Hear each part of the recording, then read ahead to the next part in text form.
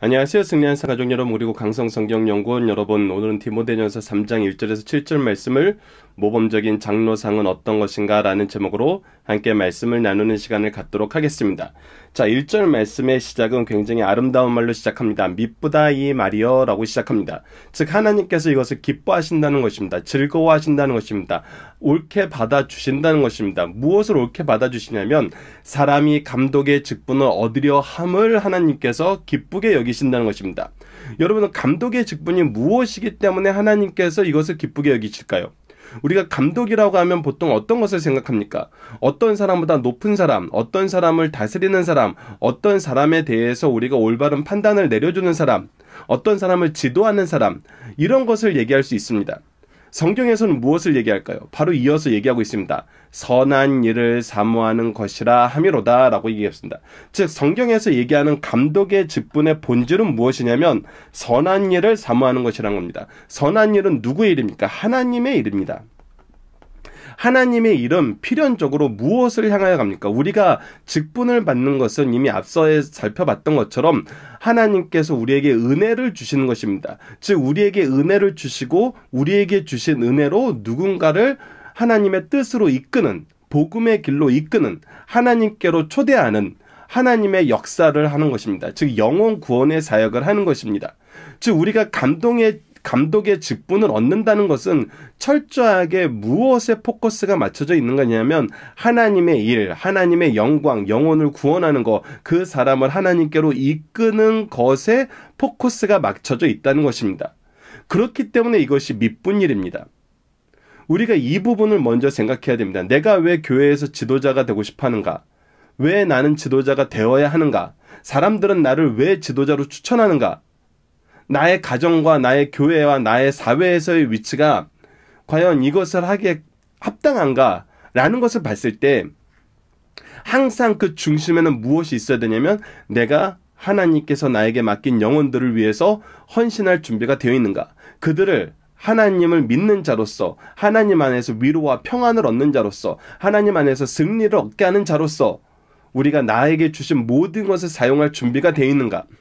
그래서 필연적으로 우리는 한국교회에서 요즘에 많은 부분에서 이 부분이 개선되고 함께 요구되고 있는 것이 무엇이냐면 내가 감독이 된다는 것은 나에게 주신 시간과 재능과 물질 모든 것을 하나님의 선한 일을 위해서 쓰는 거예요. 그렇기 때문에 내가 가진 모든 것이 나 개인의 것이 아니잖아요. 내 배우자와 내 가족들이 함께 영위하고 함께 노력해서 얻은 것일 수 있어요. 그래서 임직을 할 때 이 부분에 대해서 가족들의 동의와 가족들의 합심된 헌신을 요즘에는 가르치는 교회가 많이 있습니다. 이것은 정말 중요한 것입니다. 그 내용들이 오늘 본문 말씀에서도 한 절 한 절씩 들어가 있습니다.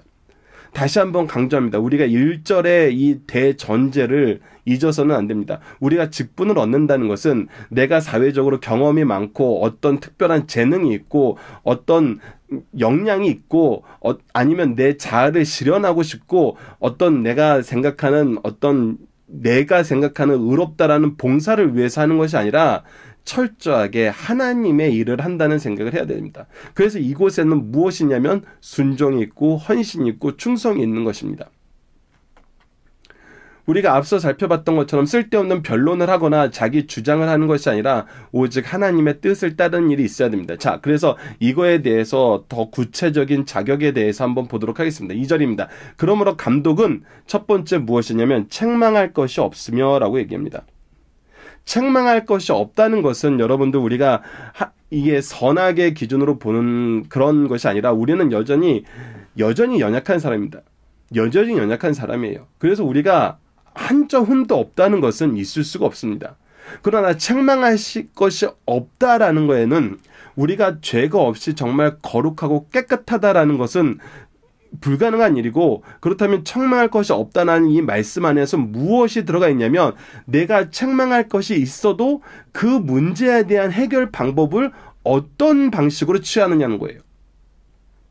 내가 하나님의 뜻과 하나님의 방법과 하나님이 이 문제를 통해서 해결하시고자 하시는 이 문제의 어느 부분을 해결하고 싶어 하는지 그 목적 안에서도 하나님과 동일하냐는 거예요.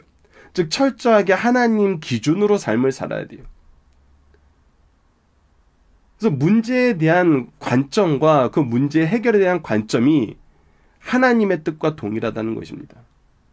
우리가 앞서에서도 얘기했다시피 어떤 문제가 생겼을 때 이 문제에 대한 것이 이 변론이 되는지 그리스도의 복음의 길이 되는지는 그 문제를 받아들였을 때 내가 이 문제 해결의 방법과 목적을 무엇으로 두느냐에 따라 달라진다 그랬잖아요. 내가 이것을 내 의견을 개진하고 내 의견이 옳다는 걸 증명하기 위해서 하면은 이건 쓸데없는 변론이 될 가능성이 굉장히 많습니다. 그런데 내가 이 일을 하면서 연약한 영혼들, 나에게 맡겨진 영혼들, 앞으로 하나님께서 나에게 맡기실 영혼들을 위해서 그들이 구원의 길을 가기 위해서 문제의 해결 방법과 목적을 둔다면은 이것은 복음의 길이 된다는 거 우리가 이전에 한번 나눴던 부분이 있습니다.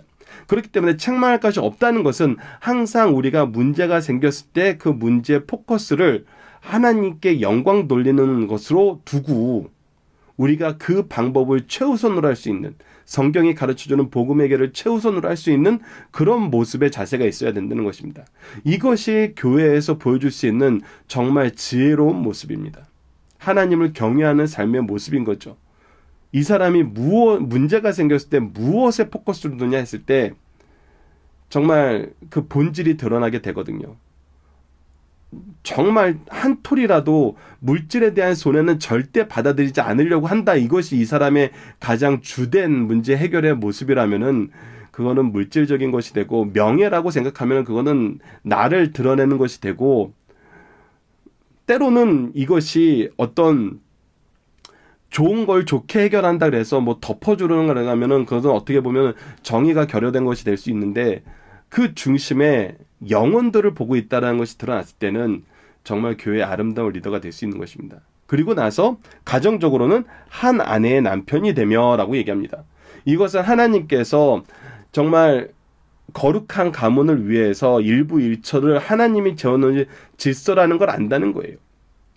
하나님의 그리고 나서 이 하나님께서 나에게 주신 이 부부 관계에서도 우리가 관계에 대해서 앞부분에서도 좀 봤지만 관계에 대해서도 이 관계를 맺게 하시기 위해서 하나님이 준비하시고 이 배우자를 나에게 주셨다는 걸 알면은 우리는 이 배우자랑 생활하면서 항상 무엇을 꿈꾸고 무엇을 바라보고 무엇을 발견하게 되냐면 나에게 이 배우자를 주신 하나님의 뜻이 무엇인가를 항상 찾게 되고 항상 하나님의 뜻의 놀라운 역사를 우리가 이 배우자를 통해서 경험하게 된다는 거예요.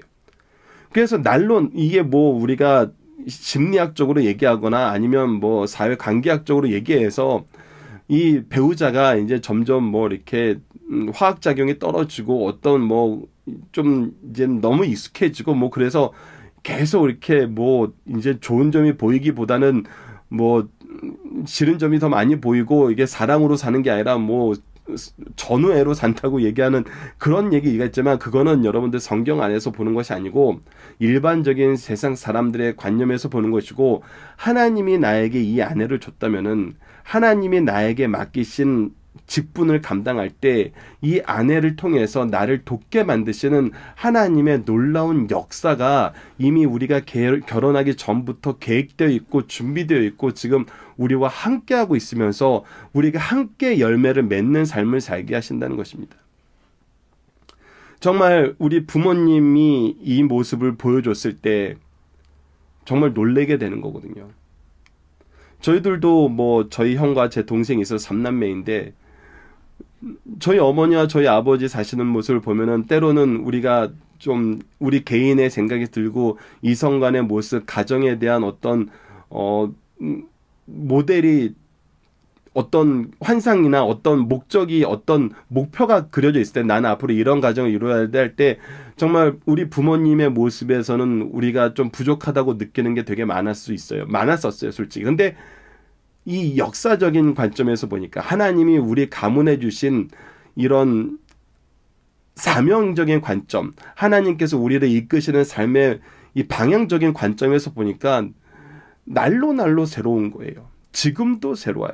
저희 부모님이 보여주시는 모습을 보면은 정말 하나님께서 하나님의 일을 맡기시기 위해서 정말 이 두 분을 하나 되게 하셨구나라는 것을 정말 시인하지 않을 수가 없어요. 그것을 보면서 그것을 느끼면서 살다 보니까 제 아내에 대해서도 동일한 거예요.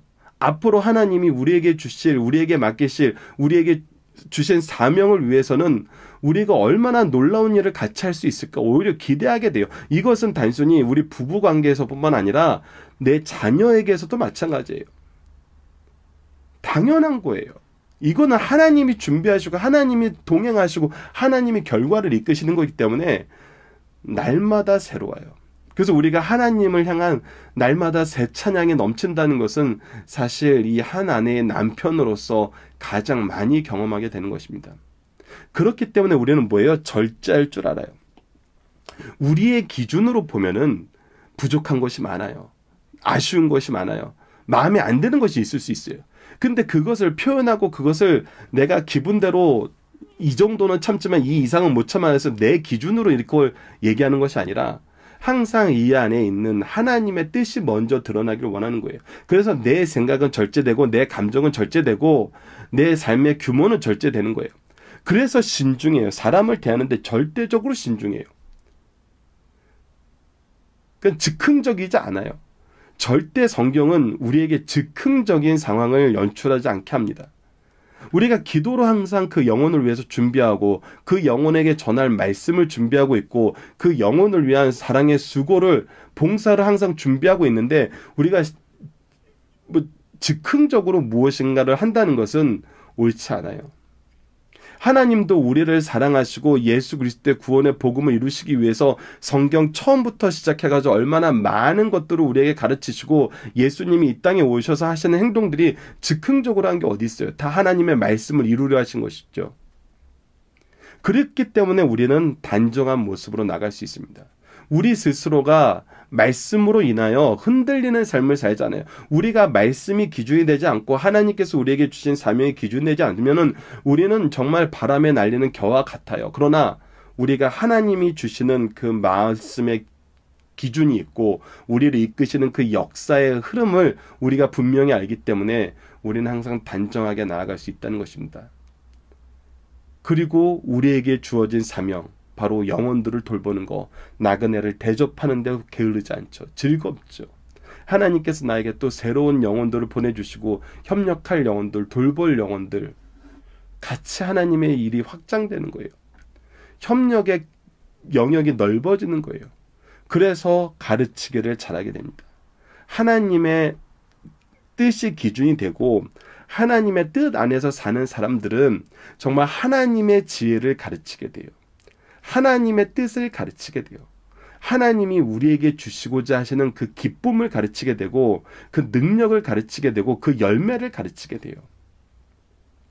그래서 우리 삶 전체가 이것을 드러내는 삶이 됩니다.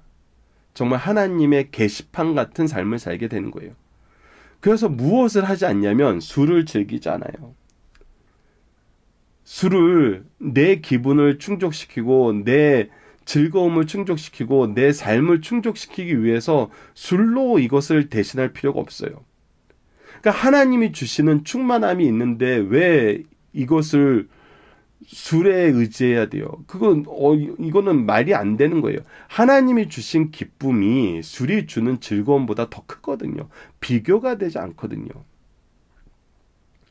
여러분들 이것은 정말 우리가 리더가 되었을 때, 장로가 되었을 때 정말 크게 경험하게 되는 것입니다.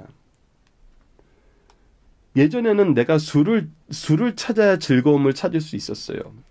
그런데 술을 찾아서 얻는 즐거움이 내가 하나님이 주신 직분을 통해서 얻는 즐거움과 내 가정을 통해서 얻는 즐거움과 그 안에서 나를 쓰시면서 나에게 주신 능력과 나에게 지혜를 충만하게 하시는 것과 관계를 확대하는 거에 비교하면은 이거는 전혀 즐거운 것이 아니라는 거예요. 오히려 방탕한 것이 된다는 거예요. 그리고 구타하지 않아요. 우리가 앞서에서도 2장 8절에서도 나눴던 것처럼 우리가 분내고 화내는 것이 아니라 사랑으로 기도하게 된다니까요. 그래서 오직 관용을 나타내게 됩니다. 하나님이 나를 용서하셨듯이 우리가 그들을 용서하는 거예요. 그리고 여러분 다투지 않는다는 거에서 정말 놀라운 역사가 일어나는데 그것이 무엇이냐면 우리가 때로는 선한 일을 하다가 교회 안에서도 다투게 되잖아요. 교회, 가정 안에서도 다투게 돼요. 근데 이 다투는 내용을 보면은 누가 틀려서 다투는 것이 아니라 나에게 맡겨진 사명이 더 크다고 생각하고 중요하다고 생각해서 다투게 되는 경우가 많아요. 근데 이것을 우리가 다투지 않게 된다는 것은 무엇이냐면 협력하여 선을 이루시는 하나님의 역사가 결국은 하나님의 주권적인 역사가 모든 것을 이끌어감을 알게 돼요. 그래서 우리가 내 욕심을 위해서 다투지 않을 뿐만 아니라 우리가 선한 일을 하는 것 때문에 다투지도 않아요. 이것은 정말 교회 교육자들이 잘 배워야 되는 부분입니다. 내가 하는 것을 더 돋보이게 하기 위해서 다투는 경우가 많아요. 하지만 그거는 어리석은 거예요. 오히려 상대방이 더 돋보이게 해주세요. 그리고 오히려 더 같이 협력을 해주세요. 결국은 하나님께서는 하나님의 뜻을 이루시지 나의 뜻을 이루지 않아요. 그래서 하나님의 뜻이라도 내가 열심히 하는 것을 드러내기 위해서 했을 때는 오히려 쓸데없는 변론만 나타나요. 그래서 우리는 다투는 일을 하는 것이 아니라 섬기는 일을 하는 거예요. 그리고 정말 중요한 게 뭐냐면 돈을 사랑하지 아니하게 된다는 것입니다. 여러분들 우리가 하는 모든 일의 목적은 뭐냐면 하나님이 이루시는 선한 일이에요. 하나님의 일이에요. 선한 일은 영혼을 구원하는 일이에요. 그래서 영혼을 구원하는 일에 돈이 필요한 경우가 있어요. 그래서 돈은 수단이지 목적이 될 수가 없어요. 하나님이 우리에게 시간과 재능과 물질을 주세요. 이것은 뭐해 주시냐면 하나님의 영광을 위해서 쓰라고 주시는 거예요. 그렇기 때문에 우리는 하나님의 영광을 위해 우리에게 주신 이 일을 사랑하지 이 일을 이루기 위한 도구로서의 돈을 사랑하지 않게 된다는 거예요. 돈은 하나님이 필요하시면 주시고 때로는 우리에게 또 걷어가실 때도 있어요. 그러나 하나님이 주실 때도 하나님의 뜻은 이루어지고 우리에게 걷어가실 때도 하나님의 일은 이루어져요. 그래서 우리는 항상 이 선한 일을 사모하는 데 포커스가 있는 것이지 돈에 포커스가 있는 것이 아니에요. 자, 이런 삶을 살 때 우리가 한 아내의 남편이라는 것에서 이미 하나님이 우리를 향한 계획과 우리에게 주신 배우자를 통해서 우리에게 협력하게 하시는 그 과정에서 우리에게 주신 능력과 그 결과를 아는 사람들이 자기 자녀들에게 되는 어떻게 되겠어요? 4절 말씀 봅시다. 자기 집을 잘 다스리며 자녀들로 모든 공손함과 복종하게 하는 자일지라. 자, 모든 공손함과 복종은 여러분들 이것을 정말 우리가 이 말씀을 가장 잘못 해석하게 하는 그런 사상적인 틀은 뭐냐면 바로 유교예요. 이 공손함과 복종을 유교적인 공손함과 복종으로 우리는 저절로 그렇게 각인되는 그런 문화권에서 살았어요. 근데 여러분 성경이 가르치는 것은 당연히 유교적인 공손함과 복종이 아니에요. 물론 부모를 공경하라는 것은 유교적인 사상과 일맥상통한 것이 있어요. 근데 이것은 무조건 장유유서다라는 것이 아니라 우리는 이것을 인간 대 인간으로서의 관계로 보는 것이 아니라 누구와의 관계에서 보는 거예요? 유교적인 관점은 인간과 인간 사이의 질서를 보는 것이지만 우리는 인간과 인간 사이의 질서를 보는 것이 아니라 하나님과 인간 사이의 질서를 보는 거거든요. 그래서 우리가 공손함과 복종을 가르친다는 것은 나에게 공손해 나에게 복종해 이것을 가르치는 것이 아니라 하나님의 뜻에 복종하고 하나님의 말씀에 복종하라는 거예요. 그래서 하나님 앞에 공손한 사람으로 만드는 거예요. 이것은 1절 말씀의 연장이에요. 하나님의 선한 일을 보면서 자라게 만들라는 거예요. 여러분 이것이 믿음의 명문가가 얻는 굉장히 놀라운 영적 특권입니다. 어렸을 때 부모님이 하나님을 어떻게 믿고 왜 믿고 어떻게 예배자가 되고 어떻게 직분자가 되고 이 직분을 위해서 하시는 일이 무엇인지를 보는 사람은 우리 집도 때로는 술로 즐기고 싶고 때로는 외부에서 정말 무엇인가 큰 업적을 이루어서 우리의 부를 쌓고 싶고 때로는 집 안에서도 자기의 의견을 개진하기 위해서 다투기도 하고 이런 것이 어떻게 보면 더 현대적인 기쁨과 다이나믹함이라고 우리가 여길 수도 있을지도 몰라요. 그런 분위기에서 자랐더라면. 근데 믿음의 가문에서 자랐을 때는 아는 거예요. 하나님의 뜻을 위해서 일할 때 이 일이 우리 가문에 주어지기 위해서 정말 우리 부모님이 아니라 우리 할아버지 할머니 때부터 준비되어 있던 거고, 할아버지 할머니 때부터 준비된 줄 알았더니 그 이전부터 준비되어 있었고, 이러한 준비가 우리 가문에서 도도히 흘러오고 있고, 하나님의 준비하심 속에서 우리 부모님의 인생이 어떻게 하나님의 정말 놀라우신 역사 안에서 한 가정을 이루게 하였고, 이 가정 안에서 내가 얼마나 큰 사랑 속에서 태어나게 되었고, 이 가정에서 살 때 우리가 물질적인 어려움, 환경적인 어려움, 감정적인 어려움이 굉장히 많이 있고, 그것들을 우리가 헤쳐나가야 되는데, 이 헤쳐나갈 때 우리 부모님이 의지했던 것이 오직 하나님 한 분이었음을 알고, 하나님 한 분을 의지했을 때 우리 가문에, 우리 가정에서 이런 문제가 어떻게 해결됐는지를 아는 아이들이 이제 눈이 좀 크고 사람들하고 이제 교류가 활발해지면서 다른 가정들을 보기 시작하면 모든 가정이 이렇지 않다는 걸 알아요. 때로는 우리는 굉장히 가난한데 돈 많은 집을 가보면 굉장히 부럽고 정말 시기 질투가 일어날 수도 있어요. 근데 그 본질을 보고 그 삶의 환경과 그 삶이 흘러가는 모든 과정을 보면은 정말 하나님이 주권적으로 역사하는 가정과 세상 풍파에 휩쓸리면서 헤쳐나가야 되는 과정은 그 삶의 질이 달라요. 삶의 질이 다릅니다. 그래서 아이들이 먼저 아는 거예요. 우리보다 더 지혜롭게 자라게 돼요. 그래서 우리가 어렸을 때 가지지 못한 공손함과 하나님을 향한 공손함과 그 복종이 더 자연스러워져요. 이것이 믿음의 명문가의 특징이에요. 세상을 보는 눈이 다릅니다. 하나님의 뜻과 하나님의 능력으로 세상을 보게 돼요. 그래서 하나님의 계획 안에 사는 걸 즐거워한다는 것입니다. 그래서 여러분 4절 말씀은 엄밀히 말하면은 1, 2절 말씀의 결과로서 자연스럽게 나타나는 부분이 굉장히 많아요.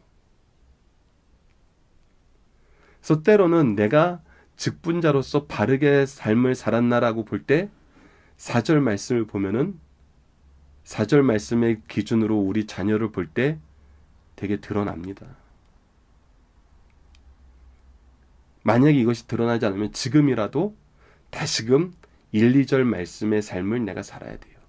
1, 2절 말씀의 삶으로 돌이켜야 돼요. 하나님의 선한 일을 사모하며 그 일을 진행함에 있어서 하나님의 주권적인 역사와 하나님의 준비하심과 동행하심과 결과를 이루심을 알고 그것이 먼저 내 배우자를 통해서 나타나고 내 삶을 통해서 나타나고 우리의 가정을 통해서 나타나고 하나님의 역사의 증거가 풍성하여 지는 것을 보게 되면은 우리 자녀들은 돌아옵니다. 그리고 믿음의 명문가는 자녀들이 정말 자연스럽게 이렇게 성장하는 것을 우리가 교회를 오래 다니신 분들은 분명히 보실 수 있어요. 자, 5절 말씀을 봅시다. 사람이 자기 집을 다스릴 줄 알지 못하면 어찌 하나님의 교회를 돌보리요. 자, 자기 집을 다스릴 줄 알지 못하면 이 얘기는 뭐예요? 우리가 1, 2절 말씀을 잘 지켰을 때 4절 말씀이 결과로 나오는데 4절 말씀이 결과로 안 나온다는 건 뭐예요? 내가 1, 2절 말씀에 뭔가 잘못되어 있다는 거예요. 그렇기 때문에 그런 사람이 하나님의 교회 일을 돌볼 때는 또다시 3절과 같은 일이 반복될 수 있다는 거예요.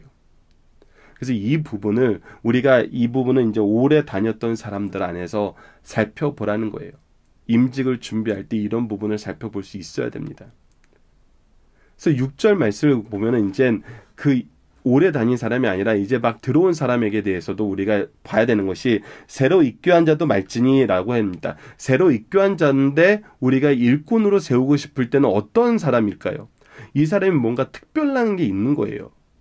이 스스로가 강한 어떤 헌신의 욕구가 있을 수도 있어요. 근데 이런 사람들이 주의해야 되는 게 뭐냐면 교만이라는 거예요. 왜 그러냐면 그들이 교회에 처음 와서는 그들을 향한 하나님의 놀라운 사랑의 계획이 하나님의 구원의 은총이 얼마나 오래전부터 준비되어 왔고 그 준비됨 속에서 내가 이 자리에 왔다는 걸 깨닫지 못해요. 즉 하나님의 뜻을 우리가 완벽하게 볼 수가 없어요. 그때그때 주어지는 하나님의 은혜에는 감사할 수 있으나 정말 이 구속의 역사 안에서 성경 전체가 가르쳐주는 구속의 역사 안에서 자기의 삶을 조망할 수 있는 신앙은 아직 있을 리가 없어요. 그래서 내가 일꾼이 되었을 때는 내가 그동안 사회에서 쌓아놨던 경력이나 내 프로페셔널리티, 내 전문성이 두드러지게 되는데 그것은 필연적으로 교만으로 가요. 근데 교만해지면 뭐냐면 마귀를 정죄하는 그 정죄에 빠지게 된다는 거예요. 마귀의 특징은 교만이에요. 거짓된 것이 하나님보다 나를 높이는 거예요.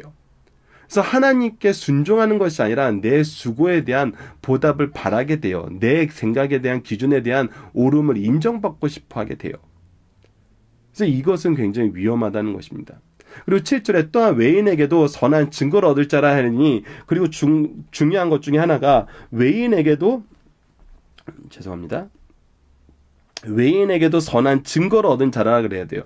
왜 그러냐면 우리가 교회 안에서, 가정 안에서는 충성스럽게 사는데 이것이 교회 공동체 안에서 머물러지는 것이 아니거든요. 하나님의 복음은 반드시 외부로 확장되는 거예요. 그래서 우리가 외부에서 살 때도 나는 하나님의 선한 직분을 맡은 자로서의 삶을 사는 거예요.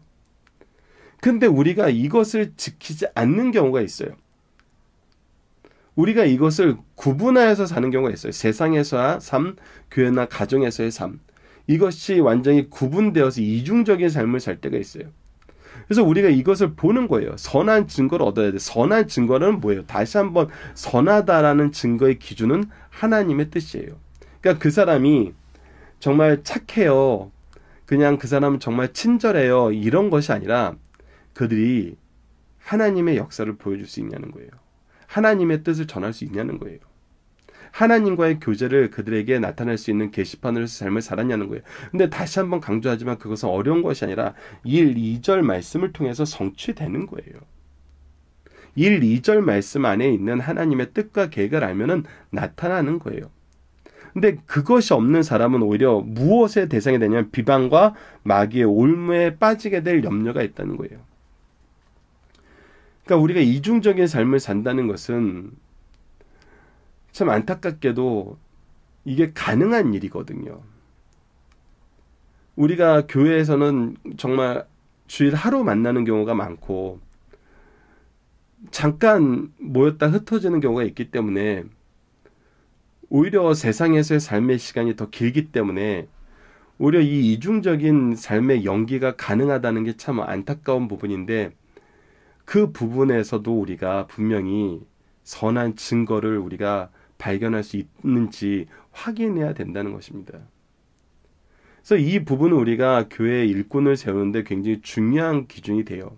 그리고 이것은 어느 기간 특정한, 그러니까 우리가 어떤 이 임직을 위해서 준비한 특정한 기간에 나타나는 모습이 아니라 그의 삶 전체의 삶에서 서서히 조율되고 교정되고 하나님의 뜻과 일치됨으로 나아가면서 그 자신의 삶과 그 배우자의 부부의 삶과 그 가정의 삶과 그 가문의 삶을 통해서 자연스럽게 드러나고 성장되고 확인된다는 특징이 있어요. 그래서 이것을 우리가 어떤 특정한 시간에 특정한 시험을 통과하기 위한 그런 부분이 아니라 정말 전체적인 흐름에서 볼 수 있어야 된다는 것도 우리가 다시 한번 기억하고 우리의 삶을 항상 이 말씀을 기준으로 살아봐야 됩니다. 살아나가야 됩니다. 그래서 이 말씀은 감독에게 주신 말씀일 뿐만 아니라 지금 우리에게 주신 말씀도 여러분들이 받아들여 주시길 부탁드립니다. 자, 본문 묵상하기입니다. 감독의 직분은 무엇을 사모하는 것입니까? 바로 선한 일, 하나님의 일을 사모하는 거예요. 감독의 기준으로 삼는 것은 무엇이냐면 바로 하나님의 역사심이에요. 하나님이 우리에게 하나님의 뜻을 세우시고 우리를 이 일에 쓰시길 원하신다는 하나님의 부르심에 대한 순종이에요. 그것이 바로 하나님의 기준으로 우리의 삶을 사는 것이고 나의 배우자의 관계나 내 사회생활의 관계나 내 감정적인 상태나 내 외부적인 관계 이 모든 것이 결국은 하나님이 기준이 돼야 된다는 거예요. 그래서 감독의 자세는 어때야 되냐면 가장 주의해야 되는 것이 뭐냐면 교만을 주의해야 되고 비방과 마귀의 올무를 우리가 주의해서 그것들을 분별할 수 있고 거기에 빠지지 않을 자여야 된다는 거예요. 자, 본문의 중심사를 보도록 하겠습니다. 디모데전서 3장은 디모데전서가 목회 서신하는 점을 가장 뚜렷하게 보여주는 그런 장입니다. 디모데전서 3장의 주요 내용은 다음과 같습니다. 1절에 7절이 감독의 자격, 8절에서 13절이 집사의 자격, 14절에 16절이 목회서신의 목적이 기록되어 있습니다. 특히 우리가 내일 집사의 자격을 볼 때도 당연히 1절에서 7절 말씀이 계속 연결되고 이것이 서로 협력되는 관계에 있다는 것을 우리가 발견하게 됩니다. 본문 말씀의 중심은 재직의 선정 방법보다는 재직의 윤리적 자격에 치중하고 있습니다. 즉 교회 지도자는 어떤 사람이 되어야 하는 것을 보여주고 있어요. 사실 성도에게 무엇을 하느냐도 중요하지만 어떤 사람이 되느냐도 더욱 중요합니다. 또 얼마나 많은 일을 하느냐도 관심사이지만 그 사람의 인격됨이 더욱 중요해요. 여러분들 다시 한번 얘기하지만 우리가 어떤 사람이야, 내가 어떤 인격을 가지고 있어는 내가 하나님 앞에서 어떤 존재야 라는 것을 통해서 나타난다는 거예요. 교회에서는, 성도들은 이것이 세상 사람들하고 달라요. 세상 사람들은 가정의 환경이나 어떤 그 사람의 개인의 성향이나 그 사람이 자라온 어떤 여러 가지를 통해서 그것들을 분석하고 해석하려고 그러지만 성경에서는 우리가 성도들 사이에서는 이것은 철저하게 내가 하나님을 어떻게 믿고 있고 어떻게 인정하고 있고 어떻게 의지하고 있고 어떻게 내 삶에 어떻게 여기고 있냐, 즉 하나님과의 인격적 관계에서 드러난다는 걸 봐야 돼요. 그래서 그 사람이 하나님 앞에 어떤 사람인가를 보는 것이 훨씬 더 중요합니다. 그리고 하나님 앞에 올바른 사람은 하나님의 뜻을 따르기 때문에 하나님이 주신 그 마음으로 사람과의 관계를 헤쳐나가요. 근데 우리가 기본적인 성향이 다른 것을 우리가 그 기본적인 성향이 다른 것으로 더 좋은 사람이야 더 나쁜 사람이야를 구분하면은 그 사람의 인계치가 딱 다다르면은 오히려 좋았던 사람이 더 크게 폭발하는 것을 우리가 보게 됩니다. 그래서 그 사람의 성향을 보는 것이 아니라 그 사람이 하나님을 어떻게 인정하고 있느냐, 하나님과 어떤 관계이냐가 중요하다는 거 다시 한번 강조해 드립니다. 자, 본문의 중심사를 볼 때 첫 번째, 감독의 직분은 하나님의 은혜라는 거예요. 교회의 일을 장로에게 위탁하게 되었는데 그 직분을 감독이라고 불렀습니다. 이 감독의 직분이 영광스러운 것이라 할 수 있는 것은 인간이 세운 것이 아니요 하나님이 세우셨기 때문이에요. 또한 큰 권한이 있어서가 아니라 선한 일을 하기 때문이에요. 그래서 권한에 있어서 감독의 직분이 중요한 것이 아니라 하나님의 은혜 안에서 하나님이 주신 하나님의 뜻 안에서 일해야 되기 때문에 이 직분이 좋은 거라는 거예요. 이 직분이 미쁘다는 거예요. 그러므로 감독의 직분은 복음 사역을 통해서 하나님께 영광을 돌리고 인간에게 가장 큰 선을 행하겠다는 진지한 각오로 실천할 것을 가르쳐줘요. 그래서 내가 감독의 직분을 맡는다는 것은 철저하게 나의 삶을 하나님의 뜻에 두겠습니다라는 거예요. 하나님이 나에게 주셨던 은혜를 하나님의 영광을 위해서 사용하겠습니다라는 거예요. 자, 감독의 자격, 하나님의 질서 안에 있다는 것입니다. 감독의 직분을 수행하기 위해서는 충분한 자격이 있어야 됩니다. 성품상으로는 온전한 자라야 하고, 가정적인 면에서는 본이 되어야 자라야 하고, 사회적인 면에서는 비판받을 것이 없는 자라야 합니다. 이 직분은 그 누구라도 가볍게 보지 말아야 합니다. 늘 말씀에 비추어 자기를 살피며 충성스럽게 감당할 직분임을 가르쳐주고 있습니다. 세 번째, 감독의 자세는 하나님의 뜻을 향하고 있어야 돼요. 겸손해야 됩니다. 하나님 앞에 하나님이 주신 것이고 하나님의 일을 하는 것이기 때문에 겸손할 수밖에 없어요. 왜? 내가 이 일을 하는 것은 사람들에게 무엇을 베푸는 것이 아니라 하나님이 나에게 주신 사명을 하는 것이기 때문에 감독의 자격에 대한 말씀을 듣고 나면 그 누가 감당할 수 있겠는가라고 절규하게 돼요. 정말 그럴 수밖에 없어요. 이거 인간적으로 하라 그러면 못해요. 어떻게 이걸 해요? 근데 이걸 해내는 분들은 뭐예요? 그래서 하나님의 은혜라는 거예요. 그래서 하나님의 능력이 있다는 거예요. 하나님의 질서는 하나님의 능력이 있어요. 그래서 우리는 하나님의 뜻을 성취하는 승리를 경험하게 된다는 거예요. 열매를 경험하게 된다는 거예요. 결국은 감독의 직분을 받고 나서 우리가 제일 먼저 고백하게 되는 건 뭐냐면 주님이 하신 것입니다라고 고백하게 된다는 거예요. 내 가정도 주님이 주신 것이고 이 안에 협력도 서로를 돕는 것도 함께 누리는 기쁨도 하나님이 주신 것이고 이 은혜를 계승하게 하시는 것도 하나님의 역사라는 거예요. 이 일은 아무도 할 수 없어요. 그렇게 자기를 낮추고 겸손해야 됩니다. 그리고 주께 함께 하시겠다는 약속의 말씀을 기억하며 겸손히 직분을 감당해야 됩니다. 이때 영원히 시들지 않는 영광의 면류관으로 보상해 주시는 것을 깨닫게 됩니다. 무엇이에요? 우리에게 승리와 열매를 허락해 주신다는 거예요.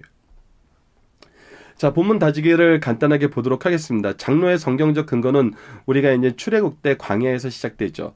특히 이제 모세의 장인 이드로가 이 장로의 제도에 대해서 제안을 하고 이것을 옳게 여겨서 이 제도를 세워서 하나님 앞에서 이 직분이 시작되게 됩니다. 그리고 이 직분은 정말 왕의 이 협력자로서, 제사장의 협력자로서, 선지자의 협력자로서 정말 하나님이 세우신 기름 부으심을 받은 직분의 협력자로서 성경에서 기록되어 있고, 우리가 이제 신약 시대에서 예수님 시대에서도 사내들인 공의회에서도 이 장로의 직분을 맡은 자들이 있었고, 회당의 회당장이라든지 아니면 그리고 나서도 이제 교회에서도 이 장로의 직분이 계속 계승되는 걸 볼 수 있습니다. 즉 이것은 하나님께서 세우시고 하나님께서 쓰시는 일꾼들의 직분임을 우리가 성경 전체를 통해서 확인할 수 있어요. 자, 장로의 성품적 자격은 무엇입니까? 라고 얘기했을 때 이제 1절과 3절 말씀을 우리가 간략하게 보면은 선한 일을 사모하는 자이며 책망할 것이 없어야 되며 절제할 수 있어야 되며 신중한 사람이며 단정한 사람이어야 되고 술을 즐기지 아니하며 구타하지 않는 자여야 됩니다. 그리고 장로의 가정적인 자격은 무엇이냐면 한 아내의 남편이어야 되고 가정을 잘 다스리는 사람이어야 돼요.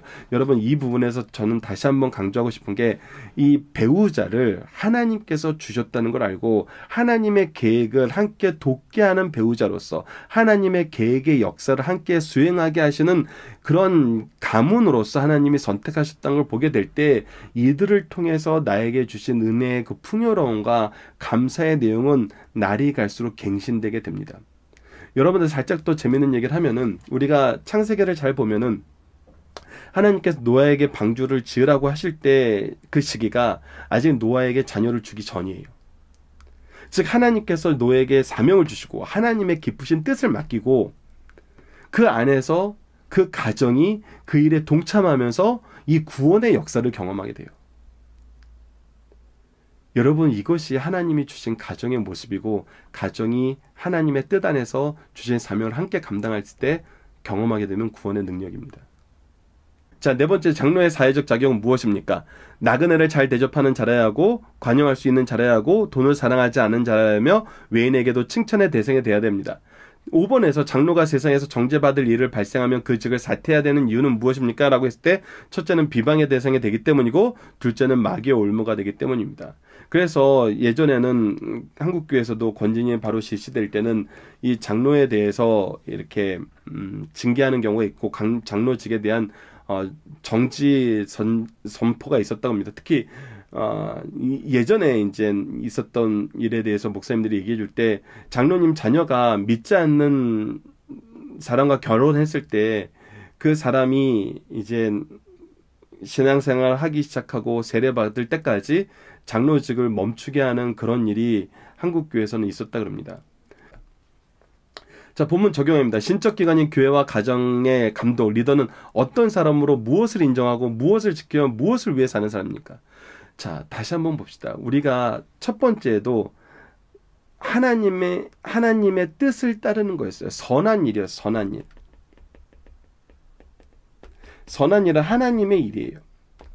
그러니까 하나님의 일이 삶의 중심이 되는 사람이에요. 그래서 하나님의 뜻이 삶의 중심이 된다는 것은 무엇을 인정하는 거냐면 하나님의 계획을 인정하는 거예요. 하나님이 나에게 주신 계획. 근데 오늘 본문 말씀에서 분명히 나오지만 나에게 주신 걸 뿐만 아니라 우리 부부에게 주신 계획, 우리 부부에게 주신 계획뿐만 아니라 나의 가정에게 주신 계획, 나의 가정에게 주신 계획뿐만 아니라 나의 가문에게 주신 계획으로 이것이 계승되는 걸 보게 됩니다. 그래서 이것이 우리 가문에게 주신 계획입니다 라고 얘기할 수 있는 가문이 바로 믿음의 명령가예요. 우리는 바로 이것을 이루어 나가는 하나님의 계획 속에 있는 것입니다. 그래서 무엇을 지킵니까? 하나님이 주신 질서를 지켜요. 하나님이 주신 질서를 지켜요. 그리고 무엇을 위해 사는 사람이냐면 하나님의 뜻을 위해 사는 사람이라는 거예요. 그러니까 하나님의 계획, 하나님의 질서, 하나님의 뜻. 이것이 중심이 되는 사람이 교회와 가정의 리더가 돼야 돼요. 나의 뜻을 이루기 위해서, 우리의 이익을 위해서 신앙생활하는 거 아닙니다. 하나님은 이미 우리에게 은혜로서 이 일을 할 수 있도록 풍족하게 준비해 주셨어요. 그리고 공급해 주고 계세요.